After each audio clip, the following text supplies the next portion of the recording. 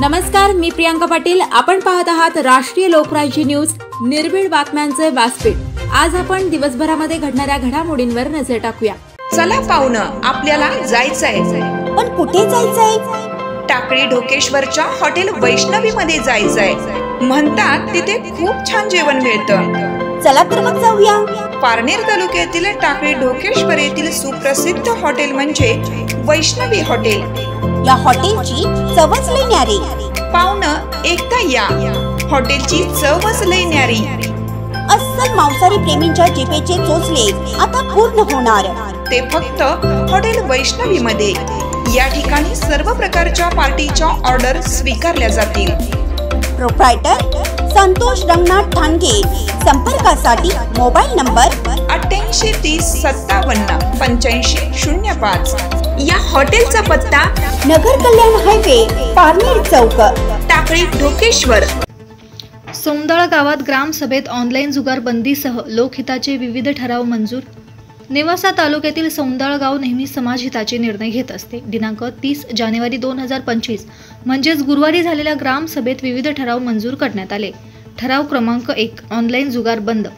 अल्पवयीन मुलगा हे ऑनलाईन जुगार खेळताना आढळला तर त्या मुलाचा मोबाईल ग्रामपंचायत मार्फत 7 दिवसांसाठी ताब्यात आणि 18 वर्षांपुढील तरुण हे ऑनलाईन गेम खेळताना आढळला तर त्या तरुणाला 500 रुपये दंड. यामध्ये रमी सर्कल, 3 पत्ती, ड्रीम 11 असे ऑनलाईन खेळामध्ये तरुण पिढी गुरफटत चाललेली आहे.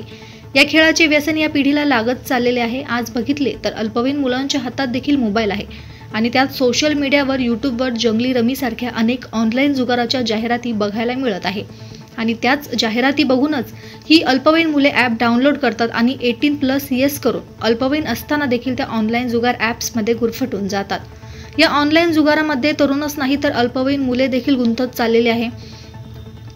या सर्व गोष्टींचा आर्थिक, मानसिक त्रास तरुणांना आणि त्यांच्या कुटुंबाला देखील सहन करावा लागतोय.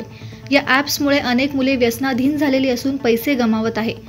या कारणामुळे आत्महत्या देखील करण्याची वेळ काही मुलांवर आलेली आहे. म्हणूनच सौंदाळा गावात जर कुणी अल्पवयीन मुलगा हे ऑनलाईन जुगार खेळताना आढळला तर त्या मुलाचा मोबाईल ग्रामपंचायत मार्फत 7 दिवसांसाठी ताब्यात घेतला जाईल आणि 18 वर्षांपुढील तरुण हे ऑनलाईन गेम खेळताना आढळला तर त्या तरुणाला 500 रुपये दंड आकारला जाईल. जंगली रमी आणि रमी सर्कल या ऑनलाईन जुगार प्लॅटफॉर्मवर बंदी घालण्याची मागणी करणारी याचिका आम्ही कोर्टात दाखल करणार आहोत. ठराव क्रमांक 2, अंधश्रद्धा निर्मूलन. रूढी परंपरेला फाटा दिला पाहिजे. पूर्वीपासून चालत आलेली विवाहितातील टोपी, उपरणे घालण्याची आणि आहेरातील कपड्यांची प्रथा मोडून रोख स्वरूपात मदत करावी. ठराव क्रमांक 3, हॉस्पिटलमध्ये आजारी नातेवाईकांना भेटायला गेल्यावर कॅश काउंटरवर रोख स्वरूपात बिलात पैसे द्यावेत. यामध्ये रुग्णांना भेटायला गेल्यानंतर फळे, इतर खाण्याचे पदार्थ यामध्ये वायफळ खर्च न करता त्यात खर्च होणारी रक्कम रुग्णाला आधार म्हणून हॉस्पिटलच्या कॅश काउंटरवर रुग्णांच्या नावे द्यावी. असे विविध ठराव सौंदाळा ग्रामसभेत मंजूर करण्यात आले. ग्रामपंचायत सौंदाळा, तालुका नेवासा, जिल्हा अहिल्यानगर. आम्ही ग्रामसभेमध्ये ऑनलाईन जुगार खेळण्यावर बंदी आणलेली आहे. जो कोणी जुगार खेळताना आढळेल त्याला 7 दिवस त्याचा मोबाईल जप्त करून 500 रुपये दंड करायचा निर्णय ग्रामसभेद्वारे झालेला आहे. या ग्रामसभेमध्ये हा निर्णय घेण्याचे कारण असे आहे की तरुण पिढी अतिशय जुगारामध्ये ऑनलाईन पद्धतीने जे खेळतात त्याच्यामध्ये भरकटत चाललेली आहे. आर्थिक हानी होते, मानसिक हानी होते, प्रपंच गैला जात आहेत. अशी परिस्थिती निर्माण झाल्यामुळे आम्ही तो हा ठराव घेतलेला आहे. आणि याचं जे कोणी सेलिब्रिटी प्रचार करत आहेत आपण त्यांना आदर्श मानतो. खेळाडू आहेत, अभिनेते आहेत आणि ते त्याचं जाहिरातीमध्ये लोकांना भुरळ पाडतायत. मोबाईल हातात घेतला की यूट्यूब जर बघितलं तर सर्वात अगोदर आपल्याला त्या जाहिरातीला सामोरं जावं लागतं. अशा पद्धतीने तरुण त्याला बळी पडत आहेत. हे थांबलं पाहिजे. याच्यासाठी आम्ही माननीय उच्च न्यायालयामध्ये याचिका देखील दाखल करणार आहोत. आणि ग्रामसभेमध्ये तर बंदी आणलेली आहे परंतु हे सगळीकडे बंदी आली पाहिजे याच्यासाठी देखील प्रयत्न करणार आहोत.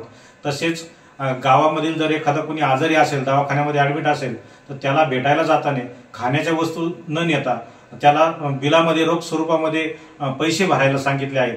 जेणेकरून त्याला डिस्चार्ज घेताना दवाखान्यामध्ये बिलामध्ये त्याचा आधार मिळेल.